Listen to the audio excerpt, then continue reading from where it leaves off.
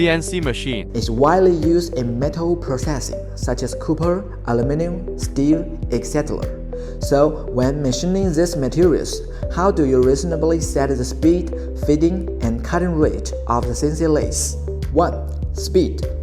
The speed can be set relatively high for soft metals such as copper and aluminum. For hard metals such as steel, you should lower the rate appropriately. 2. Feeding. The feeding speed can be set relatively fast for soft metals such as copper and aluminum.